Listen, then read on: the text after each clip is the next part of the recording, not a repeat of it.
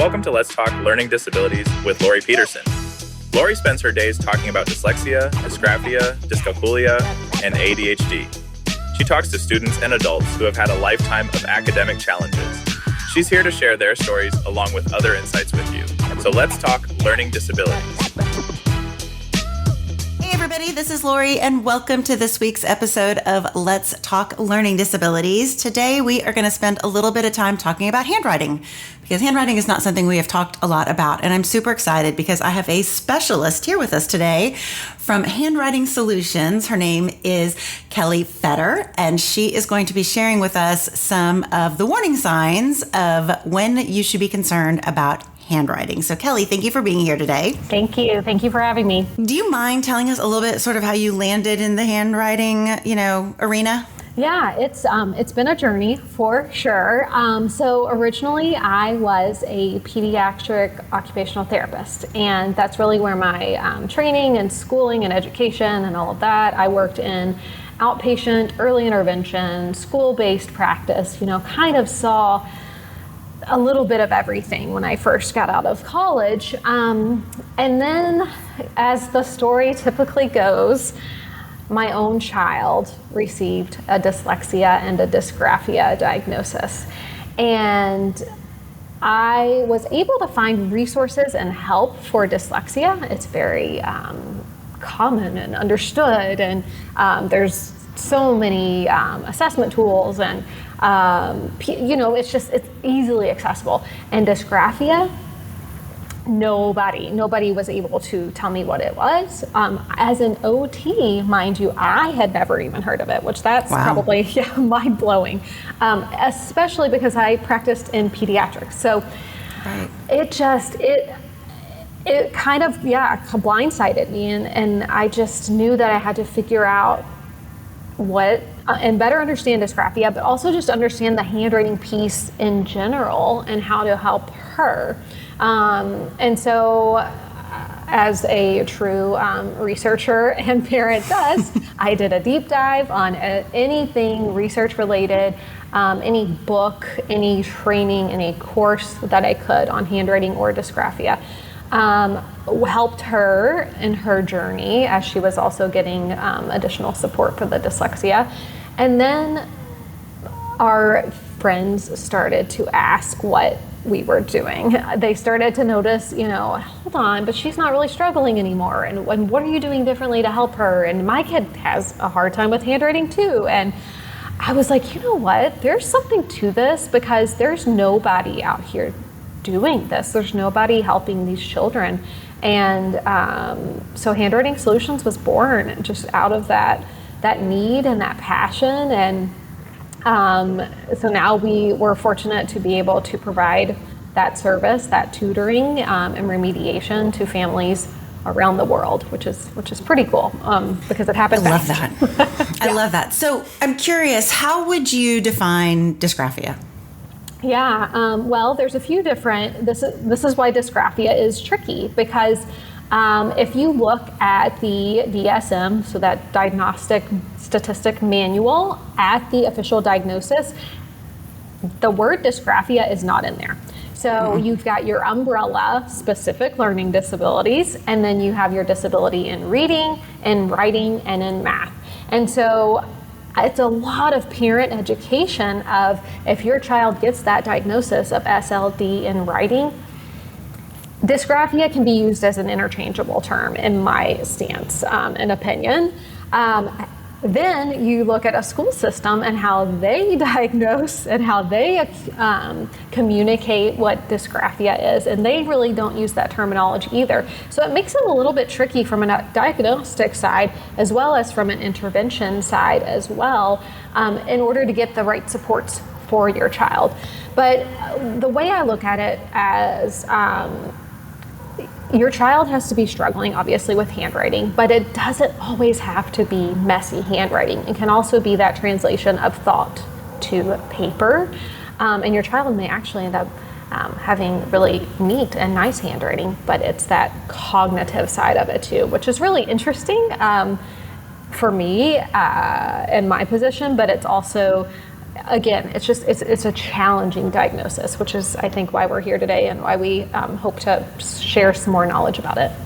100%. Yes, it is definitely known as, in our circle, we hear a lot of it's the messy handwriting. Yes, exactly. Or illegible, which it can be. Yes, and it absolutely can be. And that's one of the red flags that we will talk about today is that written output. That's the easiest one. When a parent shows me a piece of paper and says, "What do you think? Does my child have dysgraphia?" And I was like, well, number one, I don't diagnose. I send that to the experts. But we have to figure out the why.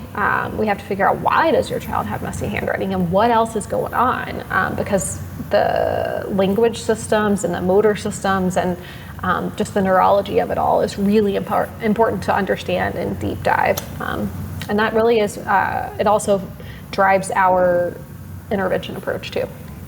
Absolutely. Okay, I have other questions, but I want to start with your top 5, and I'm sure my questions will be weaved in, so I don't want to hold back any longer. So give us, obviously, we'll just start with messy handwriting. That would be your first red flag, would you say? Yeah, I think that's a solid one.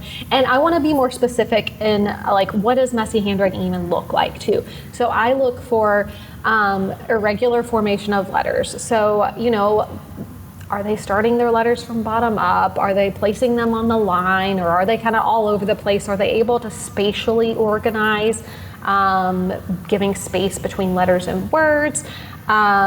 Just all of those micro skills that impact that legibility and that messy handwriting. So yes, that's definitely a big one. The difficulty translating thoughts onto paper. When I see a kid who is highly verbal and shares these amazing ideas with me, and then I ask them to write that on the paper, and they just give you like deer in the headlights, or it's like a 3 or 4 word sentence, and I'm like, oh my goodness, but you just shared these amazing details and creativity. Right. That's a red flag. That's something, there's a barrier there. One of my biggest red flags, and this is one that people I think sometimes forget about, is avoidance of writing. If there is frustration or avoidance of writing, I sound the alarms, because that is telling me a lot of what's going on, that it is like when you hear the Mom, can you just write this for me? I'll tell you what to write. Will you just write it for me? Yes, exactly. Or for my daughter, it was ripping up the paper, shredding the paper, throwing it at me like I am not doing it. And I'm it's not happening. This is not her. This is not a personality. This is not a behavior problem. There's something going on. There is a barrier there. So that is huge red flag. Spelling can often be a red flag. And spelling is one of those tricky ones with dysgraphia, because there's some overlap with dyslexia too. So, and I think, just as an aside, it is important for families to know that if you do have a child with another learning disability, with dyslexia, with ADHD, it is really important to also look at the handwriting piece too. Whether they have dysgraphia, whether they don't have it, the comorbidity of that is really high, and the spelling piece can just be a really, it's a challenge for them. And then I would say, another just red flag would be fatigue, discomfort, pain when writing. Doesn't necessarily mean that it is dysgraphia, but just that there's something going on there that will eventually impact their written output, their endurance.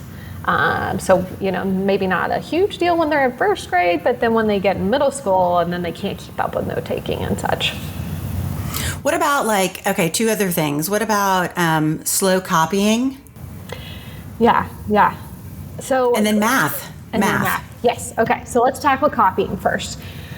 Copying is, when we do our assessment process, we look at all different areas of writing. And I love it, because I can see exactly where the breakdown is. And so I like to compare how a student does with copy skills. So that means they have that visual right in front of them. It takes that cognitive load off the table. So they are just copying from that visual. Now, what's interesting is a child may not struggle with copying if the paper is right in front of them, so near point copying. However, if it's up on the board, far point copying, that might be the challenge. That tells me a lot too. Is it a visual difficulty? Is it an attention? Is it they cannot chunk the word, and so they're looking up and down the whole time? But that gives us more information, and the more data and information, the better. And then, yes, I'm glad you brought up math, because we forget that handwriting impacts every single academic area. It impacts math, it impacts science, it impacts social studies, it impacts, obviously, language arts. If your child is struggling with writing, it's going to impact their academics, and it may not be glaringly obvious. So maybe they're struggling in math, but maybe it's not actually the math concepts. Maybe it's that their letters aren't lining up, and therefore they're getting the incorrect answer. So it's certainly something that we look at, is that holistic learning profile. So I think one of the things, there's two things we try to dispel when we talk to parents, and I want to know if you see a lot of the same, is that dyslexia and dysgraphia aren't necessarily related. I almost wish they called dysgraphia something else, because the dys throws everybody. Yes. And so we've really tried to dispel that dys just means difficulty with reading, writing, but they're not related. Right. However, there is a lot of overlap. Same with ADHD.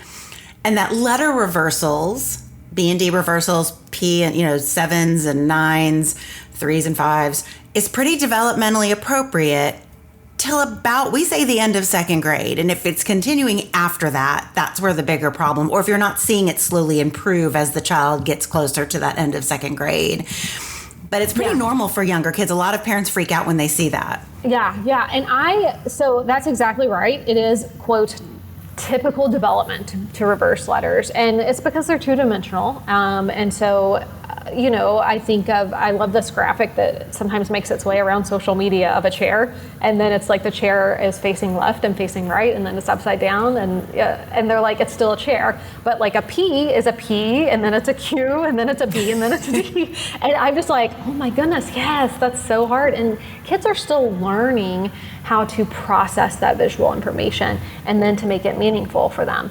So I absolutely, yes, it's definitely developmentally appropriate.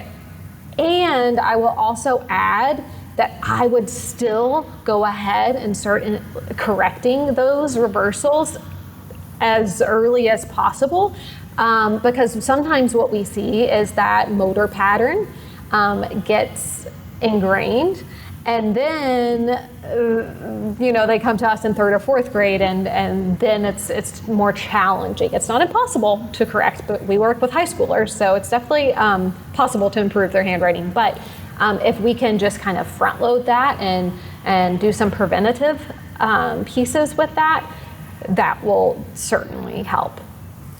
The one thing, too, I think with spelling that we talk a lot about is spelling in isolation versus spelling in the context of their writing. They may get 100 on their spelling test every week, and if you ask them to spell a word in isolation, they've got it. But in the context of their writing, I always try to explain to parents that executive function load is so overwhelmed when you're having to write a sentence or a paragraph, so many things to think about. Spelling tends to be the thing that gets forgotten. Spelling and punctuation. Oh yeah. And spelling, we do a lot of parent education on this too, because again, I want to know why. Why is their spelling hard for them? So because I hear that a lot of, they'll struggle with spelling during our assessment, and I bring it up to the parent, and they're like, well, they aced their spelling test. And I'm like, okay, so a lot of the kids we work with are average to high IQ. So we're getting kids who are bright kids. They're great memorizers, and they will memorize those spelling lists all day long, but are they actually encoding? So are they being able to break down those sounds and put those sounds back together would be one of my questions. And then, like you said, in isolation, the cognitive load isn't as high. But when we're writing a paragraph, we're having to think about how to spell, how to form the letters, the spacing, the capitalization, the punctuation, what we want to write about. Oh yeah, what makes a good sentence? Nouns and then it's just, you can see their brain just, And so you're right, spelling goes, handwriting goes, or they're that student that just ends up writing a 4-word sentence. 3 words. Right. Okay, so something else I was told, and I'm curious to know if you would agree or if this was a myth, that if a child learns to write or begins their writing career, you would say, writing from the bottom up, in school, I'm not so sure handwriting is taught like it used to be anyway, but back in the day we taught, all the appropriate. But if kids learn that, it's very, very hard to undo that as they get older. So let's start with, is it possible for them to undo it? Yes, it's absolutely possible. Is it challenging? Absolutely. There needs to be some motivation there to get the buy-in that it's going to be worth trying something different and forming it top to bottom. My own child, who again has had a lot of remediation, still some of her letters are formed bottom up, and I'm just, you pick your battles, right? But I think this is where the importance of that quality instruction early on makes a world of difference for these students. And so now we're dealing with students who maybe their kindergarten, first grade years were during the pandemic, and maybe they missed out on explicit handwriting instruction, or schools aren't prioritizing it anymore. You would be shocked at how many schools I hear just don't even have a handwriting curriculum anymore. And so they're not getting those skills of, this is where you start the letter, and this is how you form the letter, and the correct sequence and stroke. And if we can start them, if we can give that early instruction and intervention, obviously we won't have to worry about it, and that will be great. But is it possible to correct motor patterns? Yes, it is, with the right technique and strategy. Yeah. Okay, good. That's good to know. So my last question, and then I want to talk a little bit about some remediation. Look, can we talk about cursive? We're not teaching it a lot. I think it's coming back maybe, and then maybe not. But talk to me about cursive. Is it good for kids with dysgraphia? Hard for kids with dysgraphia? I love cursive. It is interesting to sometimes watch the news or read an article, and some states are bringing it back. Are they bringing it back with fidelity? To be determined on that. Because if we just teach it in 3rd grade for 2 weeks, it's really not going to do a lot of good. It needs to be embedded. I do like teaching it end of 2nd, and definitely by 3rd grade, it's a great time to start introducing it, because hopefully their print skills are solidified by then. So introducing this new modality can be a great timing for that. But it needs to be embedded in the day, instruction, opportunities for practice, and then let's just not forget about it after 3rd grade too. Let's bring it in 4th grade and 5th grade and beyond, so that then the student can say they have those skills and they can decide, I prefer print, I prefer cursive, I prefer keyboarding. I'm a big proponent, and let's bring back keyboarding instruction too. Right. If we're going to depend on the laptop, we have to teach a child how to use it. Early. Yes, exactly. Not high school. Where they end up with the hunt and peck method. Yeah. But I have seen anecdotally with our students the power that cursive has for a variety of reasons. Number one, our kids that are just burnt out and frustrated and just need a minute away from manuscript, from your print skills. Maybe they've even had some writing trauma in their past. Cursive is a refreshing way to start from scratch, give them quality instruction, and then let them run from it, and bring their creativity with it too. I love it for that. And then also the research shows, I think Dr. Berninger, there were a couple of other researchers that actually show that cursive can improve a student's spelling and can improve their written composition, which is pretty cool. That's pretty powerful. So wow. I'm a big proponent. Let's do manuscript, let's do cursive, let's do keyboarding, and then let's let students figure out what they prefer. Do you find that kids with dysgraphia have a harder time learning keyboarding, or does it impact their keyboarding? Yes, I do find that it can be challenging, which is kind of frustrating when schools just give that blanket accommodation of give them a computer. And I'm like, well, if they're struggling with handwriting, they might also struggle with keyboarding too, because it is still a lot of fine motor dexterity. There's that working memory of remembering where the letters are on the keyboard, because it's certainly not intuitive. So you still need that explicit instruction to be able to use a keyboard. So I definitely like it as an accommodation, but let's make sure that we're using. It's kind of pointless if they don't know how. Mm-hmm, exactly. I think it's probably adding to the frustration instead of relieving it, which is what the intention is. Exactly. So with Handwriting Solutions, tell me a little bit about how you work with kids and what age groups you work with and what kinds of activities are you seeing the most need for, the most support for? Yeah, so we have worked with children as young as 4.5, all the way up to, I believe our oldest student was 22 and just out of college. So we've definitely seen a little bit of everything. I would say the bulk of our students are that late elementary and that middle school age. But what's cool is I am starting to see a trend in some younger students, which I am here for, because early intervention makes a remarkable difference. And if we can, again, going back to the evidence and what the evidence says, the mental health component of dysgraphia and struggling with writing is real. It's documented. And if we can prevent that by just giving them some intervention early on versus using like a wait and see approach, I think that is 100% the way to go. Yeah, I agree. What kinds of activities do you find? First of all, because you do everything virtually, right? Mm-hmm. Yeah. Which sounds like that would be hard. Mm-hmm. Yeah. So talk to me a little bit how that works. Yeah, I think a lot of people are surprised when we say, yes, we are fully virtual.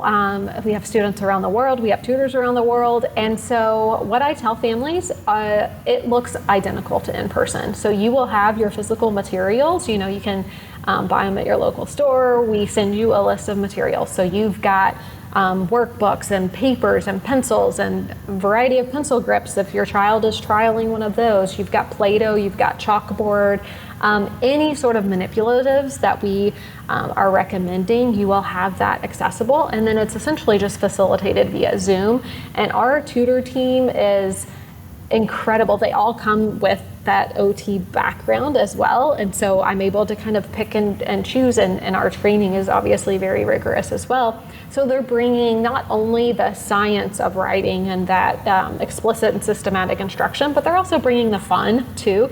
It's so important to be able to build that rapport via a computer. And actually, I just had a parent I was talking with yesterday, and we're going to be kind of shifting their plan because he's graduating from handwriting. And so he's, which is awesome. And he's actually, we have reading and spelling services now too. So we have a whole education wing as well. And so he's going to be transitioning over to those services to really help him with his spelling and just that written expression piece. But the mom said, our tutor has become part of our family. Now, I mean, we're like that. Just I was like, oh my goodness, that is so powerful, because again, they are separated by hundreds, if not thousands, of miles. But it just developing that rapport, bringing in the interest-based, what motivates the students. We've written about everything. I mean, we've written about Star Wars. We've written about Pokemon. One of our tutors is a huge fan of escape rooms. So she'll build out these escape room, puzzles for students. That's cool. I mean, right? Yeah, they're just wildly creative, which is just makes what we do super fun, and also getting the work done too. So it doesn't feel so much like work to the student, but then the 45 minutes flies by. They've gotten what they need to do, and we're also huge proponents of we ask the parent just 5 minutes a day. If you can spend 5 minutes a day, we make it very simple for them to do, to practice whatever skill they're practicing for the week. That's smart. Yeah, see some great progress that way.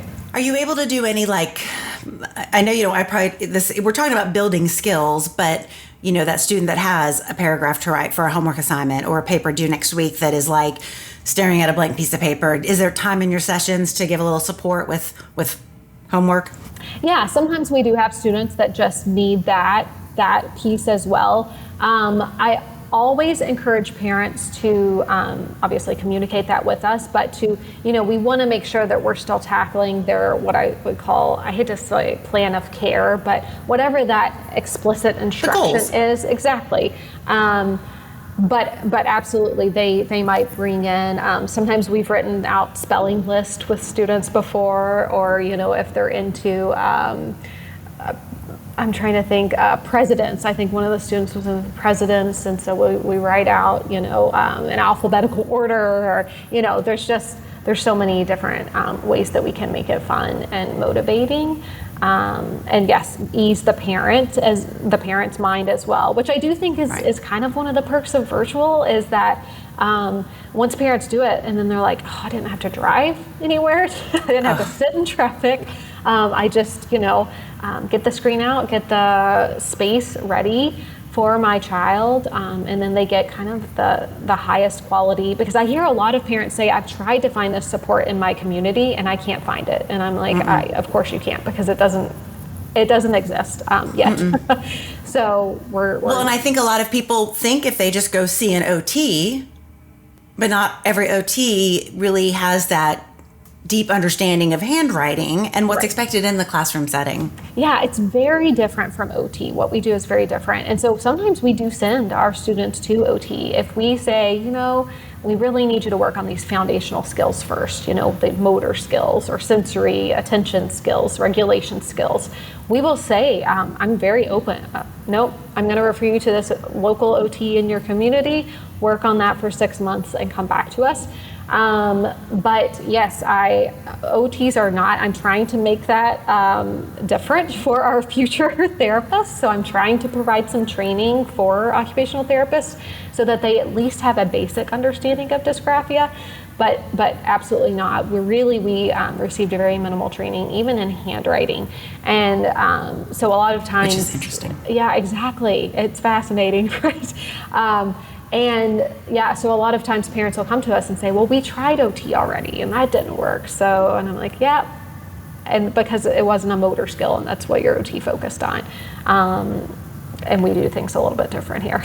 So I have a feeling this could stir up a lot of questions. So if parents have some specific questions for you, things that maybe we didn't cover, what's the best way for them to find you and to reach out to you? Yep. So they can email me at Kelli, Kelli, at handwritingsolutions.org. I will also provide you with a link for a free consultation.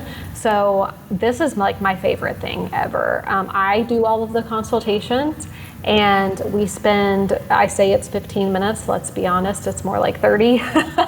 But I love meeting with parents, meeting with families, chatting about your child, about their needs, about any school reports that they've had, things that that are going well, things that are tricky at home, and then we kind of can come up with a nice little plan and next steps for them.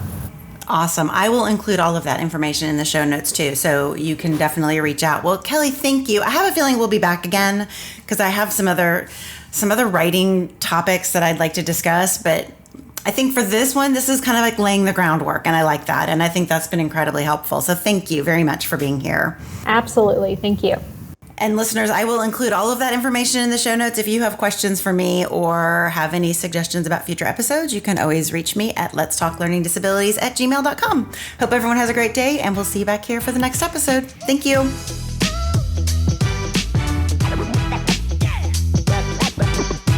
Thank you so much for joining us today.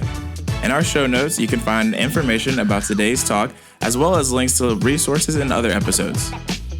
If you have questions about today's talk, have ideas for future episodes, or just want to stay connected, you can contact us through Diagnostic Learning Services on Facebook, Twitter, LinkedIn, and Instagram. So, let's keep talking learning disabilities. This podcast is sponsored by eDiagnostic Learning. You can find more information at www.ediagnosticlearning.com.